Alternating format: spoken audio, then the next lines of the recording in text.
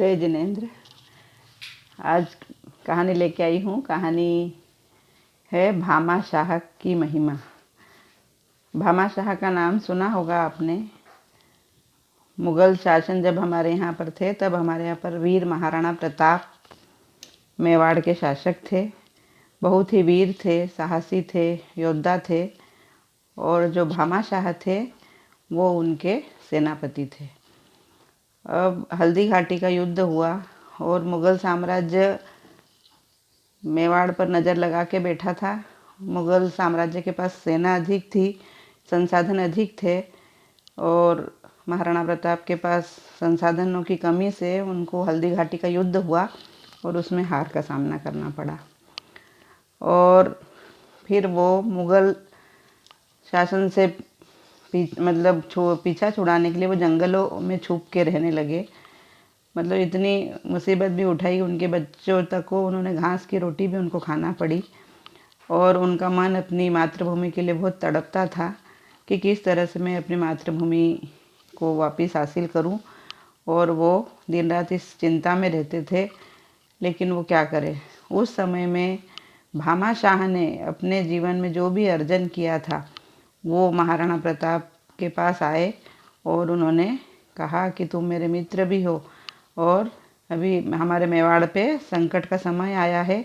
तो अपनी सारी पूंजी उन्होंने मेवाड़ के संकट को दूर करने के लिए महाराणा प्रताप को दी।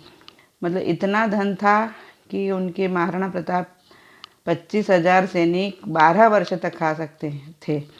महाराणा प्रताप ने उनके दान को स्वीकार किया, वापस सेना का संगठन किया, नेतृत्व किया और मेवाड़ को पुनः प्राप्त किया। तो महाराणा प्रताप की वीरता तो अपनी जगह है ही सही, लेकिन जो भामा शाह का जो दान है वो उनको अजर और अमर करके चला गया, क्योंकि उन्हें फिर मेवाड़ का संरक्षक भी कहा गया। और भामा शाह जैन थे और हमें इस बात की गर्व होता है कि वो जैन थे और उन्होंने अपनी सारी पूंजी मातृभूमि की रक्षा के लिए महाराणा प्रताप को दी। तो जब भी दान की बात आती है तब उनका नाम अवश्य लिया जाता है। तो महिमा त्याग की है, भोग की नहीं है। हमने कितना कुछ अपने लिए खर्च किया, क्या खाया, कैसे विलासितापूर्ण जीवन जिए, उससे आपका महत्व साबित नहीं होता।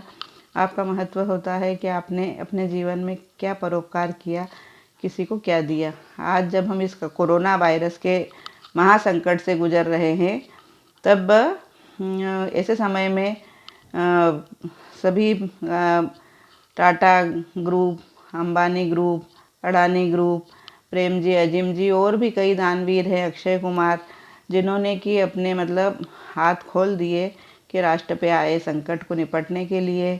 और सभी अपने अपने हिस्से का मानवता को बचाने के लिए, देश को बचाने के लिए, राष्ट्र को बचाने के लिए सभी दान कर रहे हैं। तो इससे हमारी मानवता का एक अलग ही अध्याय खुलेगा। और भारत की जब कोरोना वायरस की बातें होगी तब इन दानवीरों का नाम भी अग्रिम श्रेणी में आएगा। जो कोरोना के संरक्षक हैं, डॉक्टर हैं, नर्सें हैं, स्वास्थ्यकर्मी हैं, सफाई कर्मी हैं, और वो तो सभी धन्यवाद के बहुत ज़्यादा हकदार हैं। लेकिन जो दान दे के हमारे देश की अर्थव्यवस्था में सहयोग दे रहे हैं वे भी कोई कम हकदार नहीं हैं। तो हमारा जीवन इसीलिए बना है, हम भी परोपकार की भावनाएं हमारे जीवन में लाएं। और देश हमें देता है सब कुछ, हम भी तो कुछ देना सीखें। सूरज हमें रोशनी देता, हवा नया जीवन देती है। भूख मिटाने को हम सबकी धरती पर होती खेती है। त्यागी तरुओं के जीवन से हम भी तो कुछ देना सीखें। तो जीवन में बस यही परोपकार के भाव से हम हमारे जीवन को आगे बढ़ाएंगे तो हमारा ये जीवन भी सुधरेगा और अगला जीवन भी सुधरेगा। तो इसीलिए, क्योंकि नदियाँ न पिए कभी अपना जल, वृक्ष न खाए कभी अपने फल, अपने तन का, मन का, धन का, जो दूजों को देवे दान रे, वो सच्चा इंसान रे, इस धरती का भगवान रे। तो प्यारी बहनों, आपको मेरी ये कहानी अच्छी लगी होगी और हम छोटे छोटे संकल्प करते रहें, छोटे छोटे प्रयास करते रहें हमारा आने वाला भारत, आने वाला कल बहुत ही समृद्ध और शक्तिशाली होगा। और हमारी वीर प्रभु से यही प्रार्थना है। और हम भामाशाह के वंशज हैं, तो अपनी दानशीलता का हमेशा परिचय देते ही हैं और देते रहें। बस यही भावना है, यही शुभकामनाएं हैं। धन्यवाद आप सबको, सबको धन्यवाद, बहुत बहुत धन्यवाद। जय जिनेंद्र।